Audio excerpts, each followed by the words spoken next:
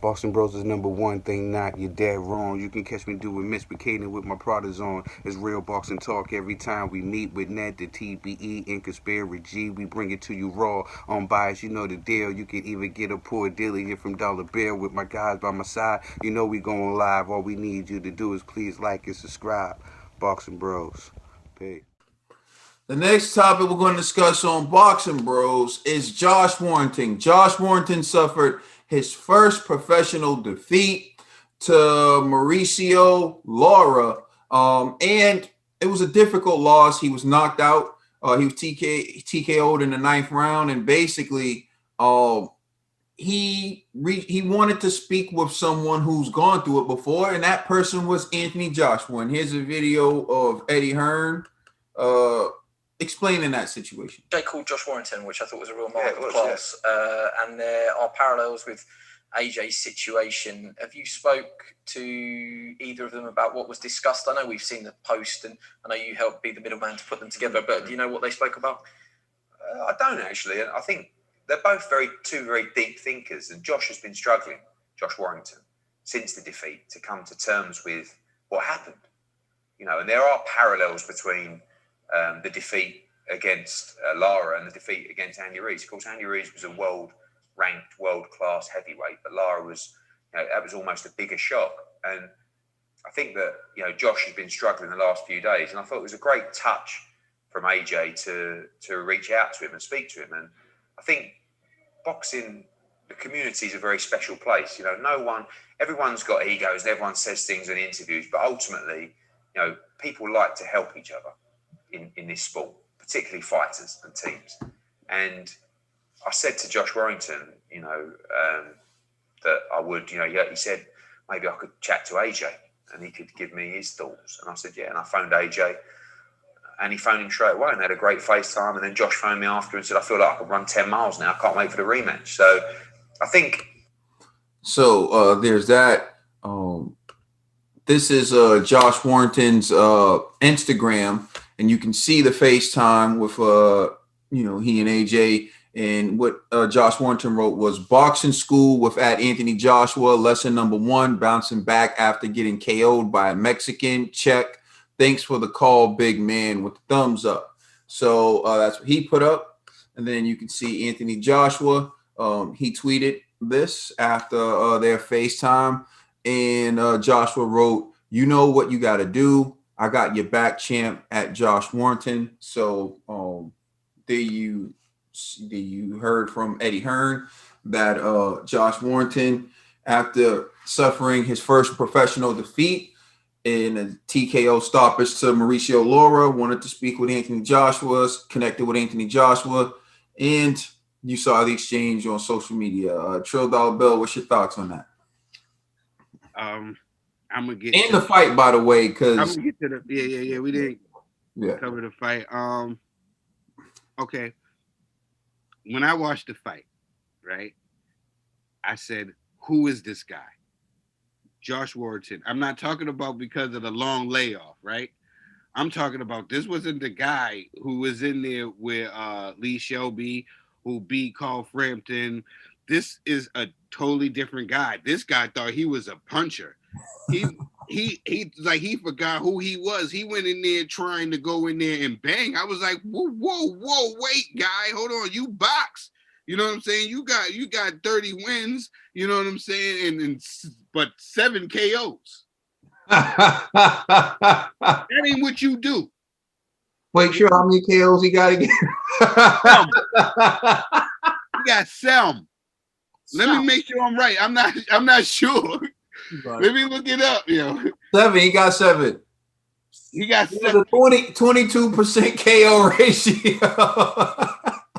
That wasn't you. I don't know if he forgot because of the layoff who he was. You know what I'm saying? But he went in there and he was banging with a banger. Laura, that's how he fights. And I didn't know who this guy was. I didn't know who Josh Warrington was in there. That's not who you box. You're a great boxer. You box these guys' heads off. You got split decisions and unanimous decisions against these guys at this division. I was thinking that you was the man at this division. Like, it just was identity, I guess, an identity crisis. You forgot who you was, and you got some KOs. You went in there like you was going in there for the knockout. Then you got caught and you got dropped. It's disappointing for me because, listen, I know you're a warrior and I know that you're going to get back. I'm not worried about that. I was disappointed because the kid Laura didn't get to walk away with the title. You are Warrington, are the IBF champion, the featherweight champion. And for some reason, the belt wasn't put up for this fight. So this kid gets to knock out the champion, but doesn't get the belt. I don't know how that works. Did he not make weight? No, I don't. I think he did make weight. I think just thought that something happened. That he wasn't going to be able to fight for the belt. That the belt wasn't on the line for this fight. I don't know the particulars, but I just knew that the belt would not be on the line for this fight, which I thought was odd and I thought was unfair. I wish this kid would have got a chance to, get that strap after beating a Josh Warrington, who I think forgot what the game plan was. But now let's switch space to over here to Anthony Joshua. I've been feeling a certain way about Anthony Joshua. I was feeling like maybe, because, I was hard on Anthony Joshua, but then he started showing me things that made me a fan and made me like him. But then I was like, am I becoming too much of a fanboy for Anthony Joshua? So I made it a commitment to myself that I was going to go out my way to just talk about boxing and not try to compliment the kid too much, right?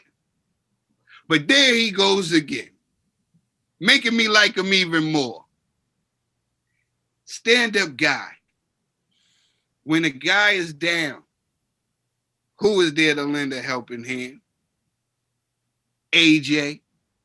Why is it every time with some honorables going on, you don't have to look no further than Anthony Joshua? He's a class act. I hate to keep bigging him up like this. You know what I'm saying? I want him to mess up. I'm just messing around. I really think that Anthony Joshua is a class act, man. For him to take time out of his day, you know what I'm saying, with the do-rag on, man, to holler at Josh Warrington and let him know, like, hey, I've been here before and you got what it takes to bounce back and you will be champion. Well, he still is champion because this belt wasn't on the line, but he'll bounce back from. He vacated the belt from what I just saw. Okay. That's why the belt wasn't on the line, because Josh Warrington vacated the belt. We vacated it all. Then now that answers my question. It would have been good if this kid got a chance to fight the Josh Warrington for the IBF belt, though. But yeah, he'll bounce back and he'll be champion again. Best advice could have came from AJ. AJ been through it, and he came back in spectacular fashion. And now that's just a memory now. Only haters bring it up. But AJ, he did his thing. You know what I'm saying? He did his thing, and we're better person to ask to speak to than Anthony Joshua. Shout out to Anthony Joshua for obliging. I think that goes back to this young man's character, where I always say, I like him, man. I'm starting to really like him a lot, man. Inside and outside the ring, he's a class act. Shout out to Anthony Joshua. I hate to keep always bigging him up, but he hasn't disappointed. You know what I'm saying? Ever since that comeback from Ruiz, this man, he's been focused. Even before that, he's always been a good person. You know what I'm saying? And what more can you ask for? He's a good man in and outside the ring, and he's a phenomenal athlete inside the ring. So shout out to Anthony Joshua, and shout outs to Josh Warrington. I know you will be back, but go back to what you do. Boxing, not banging.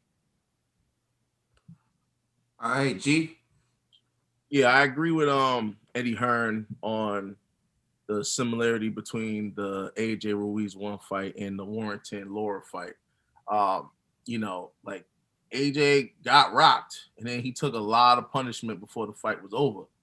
Warrington, got dropped in the 4th round, and that was even when after he got up, he was getting beat up a lot. And I'm like, yo, ref, man, just end this fight. You know what I'm saying? Like, it looked bad that round, but then he survived nonetheless. But then all throughout, this is where Trill, forget boxing, he was on survival mode, so he's trying to match power with power. And then finally, man, he ate like 5 left hooks before he got KO'd. Like, it was like 1, 2, 3, 4. And then it was like, I think he caught like a right hand, and then he finished it with another left hook, dropped it, dude, done, and so yeah, so it was bad, man. But I'll say this though, in regards to AJ reaching out to homie, this is why I always said I do appreciate the UK boxing community. They have like a good tight knit UK boxing fraternity, right? Where like I remember after AJ lost, even Dillian White himself, the one that hates AJ, was still bigging up AJ. Like, you could bounce back, this, that, and the third. I was like, damn, if Dillian could do that.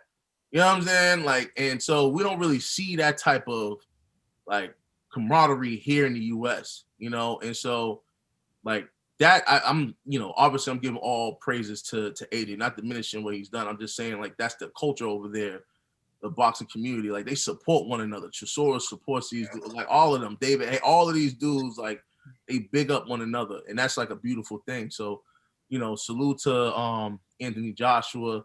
Salute to Warrington.